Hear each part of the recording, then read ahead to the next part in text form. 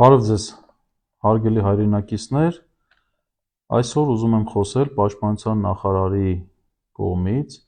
զինված ուժերում հոգևոր ծառայության լուծարման կամ գործունեությունը դադարեցնելու մասին։ Նախ ուզում եմ ձեզ տեղեկացնել, որ զինված ուժերում հոգևոր ծառայությունը ստեղծվել է 1997 թվականին ամենայն հայոց կաթողիկոս երջանկահիշատակ Գարեգին Առաջինի կողմից, ինչպես նաև նախկին պաշտպանության նախարար երջանկահիշատակ Վազգեն Սարգսյանի կողմից։ Նրանք են ստեղծել հոգևոր ծառայությունը։ 2000 թվականին սեպտեմբերի 14-ին հաստատվել է կանոնադրությունը ամենայն հայոց կաթողիկոսի և պաշտպանության նախարարի կողմից զինված ուժերում հոգևոր ծառայության կանոնադրությունը, ընդ որում դրա համար նաև հիմք է ծառայել պաշտպանության նախարարի հուլիսի 19, 2000 թվականի թիվ 728 հրամանը։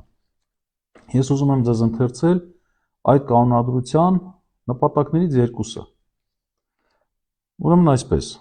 Հայաստանի զինված ուժերի անձնակազմին հաղորդակից դարձնել Քրիստոսի ավետարանին և քրիստոնեական հավատքի սկզբունքներին, հայաստանյաց առաքելական Սուրբ Եկեղեցու դավանանքի, եկեղեցական կանոնների և ավանդության համաձայն։ Մյուսը. Հայաստանի զինված ուժերի անձնակազմին դաստիարակել քրիստոնեական բարոյական սկզբունքներով և ազգային հայրենասիրական ոգով։ Հոգևոր ծառայությունը ուներ հետևյալ կառուցվածքը. զինված ուժերի հոգևոր ծառայության առաջնորդ և բանակային կորպուսների ու զորամասերի հոգևոր սպասավորներ։ Մինչև 3 հոգևոր ծառայության մեջ ներգրաված են եղել 42 հոգևորական, որոնցից 8-ը ժամկետային զինծառայող են, 34-ը կամավոր մայրաթոռի կողմից նշանակված, ընդ որում նրանցից մեկը վարդապետ, 16-ը քահանա և 17-ը սարկավակ։ Պաշտպանության նախարար Սուրեն Պապիկյանը հունվարի 29-ին սույն թվականի ընդունել է թիվ 159 հրամանը, որով ուժը կորցրած է ճանաչել Պաշտպանության նախարարի 2000 թվականի հուլիսի 19-ի հրամանը։ Այս հրամանով Պաշտպանության նախարարը փաստացի փորձ է արել դադարեցնել հոգևոր ծառայության գործունեությունը։ 42 հոգևորականներից միայն 8-ն են մնալու ծառայության, իսկ 34-ը այլևս չեն ծառայելու։ Պաշտպանության նախարար Սուրեն Պապիկյանը այս իր հրամանով ուրեմն ինչ է խախտել։ Առաջին. Հայաստանյաց առաքելական Սուրբ Եկեղեցու և Հայաստանի Հանրապետության հարաբերությունների մասին օրենքի 10-րդ հոդվածն է խախտել։ Ես մեջբերում եմ այդ նորմը։ Հայաստանյաց առաքելական Սուրբ Եկեղեցին իրավունք ունի ունենալու մշտական հոգևոր ներկայացուցիչ զորամասերում։ Երկրորդը, պաշտպանության նախարարը խախտել է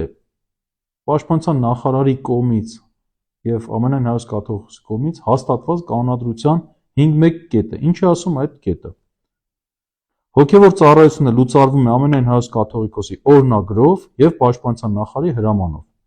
Ինչպես տեսնում ենք, նախարարը միայնակ չէր կարող լուծարել այս ծառայությունը, մինչդեռ արել է հենց այդ։